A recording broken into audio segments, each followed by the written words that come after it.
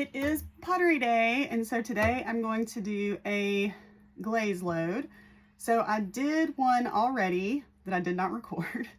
I didn't have the other witness cones. This is from my friend Emily at the Auburn Pottery Studio. So she let me borrow two. So this one is, I don't have my glasses on. So this is cone 7 and I fire to 6. So this must be cone 5.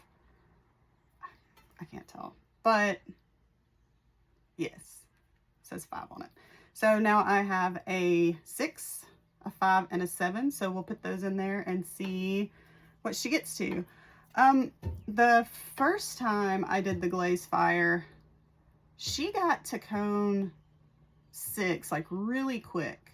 I was surprised. So I'm a little, I wouldn't say concerned, but I'm just wondering if maybe the pre-programmed slow glaze isn't accurate. I did notice that whenever I went in for the slow glaze, it was set to cone 04, so I had to change that. So I just need to double check the pre-programmed settings.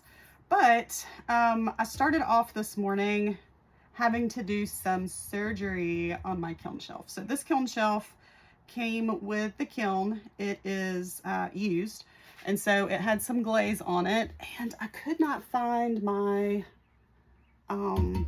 chisel, so I had to use a screwdriver. But when glaze gets on your shelves, you have to take the glaze off, otherwise it'll just keep melting over and over again whenever you see, you can see me, whenever you put it in for a glaze. So you can see like she's got some damage here, and I did like go ahead and scrub off a lot of the, there's a big one. It was pretty deep in there. So we've got a couple of spots on this shelf that are damaged from just glaze, and that's going to happen. I'll have to figure out a way to maybe patch it, but the stuff that I'm putting in there, the pieces I'm putting in there today are just the dishes, so I don't see any risk of glaze getting onto the shelf, so I'm just going to use it like it is. I don't have any kiln wash anyway, so I'll have to wait and get some of that. But I wanted to also show you some of the pieces, so I'll be right back. Oh, I'll let you look at Lily. So Lily is my therapy vehicle. She's a convertible, a Spider MR2. It's the only one I could find that was a manual, but she fits everything I was looking for, so she's my girl. You can look at her.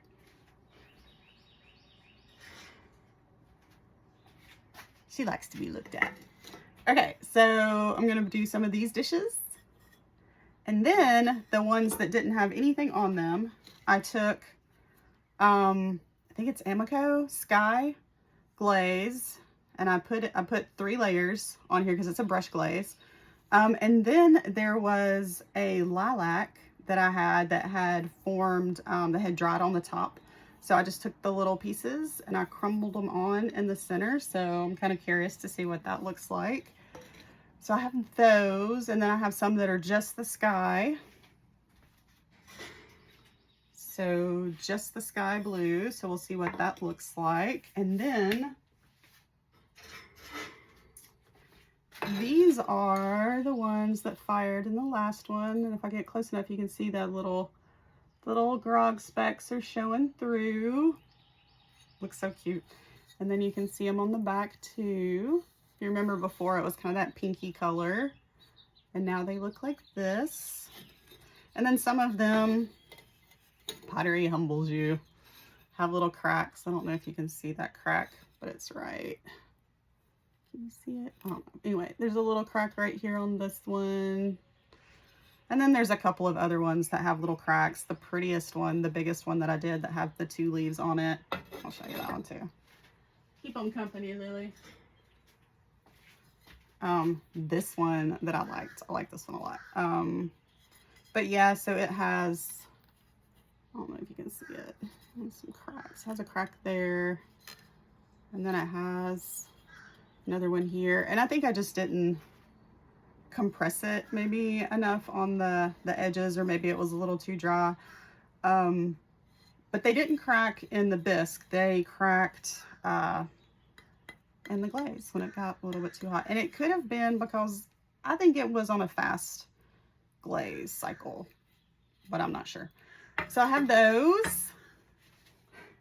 I have a shelf over here with all my stuff in it. And then I have some of the Evil Eyes that did make it through, that are not cracked. But you can see the little speckles in this one too.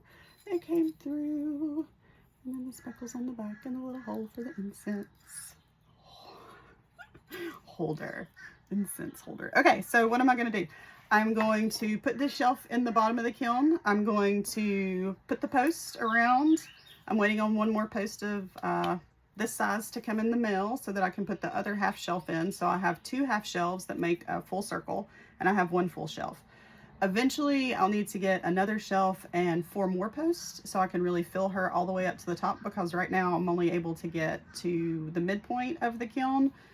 So I'm not fully taking advantage of all the space that she has.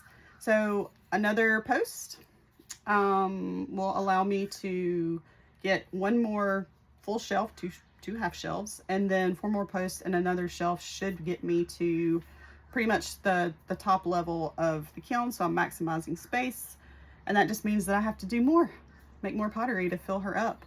But before I do that, I need to find a place and a way to sell what I have so I can afford this stuff, because the shelves are not cheap, the posts are not cheap, shipping is definitely not cheap on any of this because all of it's heavy, and you're pretty much paying for shipping. Even if I were to go to Birmingham and buy it there or have them order it for me, it's still gonna cost. I mean, a shelf's gonna be 60 bucks, you know, like one of these plus shipping was $20. So it's an expensive hobby. So I've got to sell what I have in order to make money to do more pottery. It's a loop. It just is what it is. But it's fun. It's therapeutic. Between Lily and pottery. Oh, and I'm also fostering a cat now. She's 14. She's a little sassy, but she good. She likes being where she's at. She's in my sunroom. She's chilling. So between Lily, pottery, my foster cat, I have no complaint.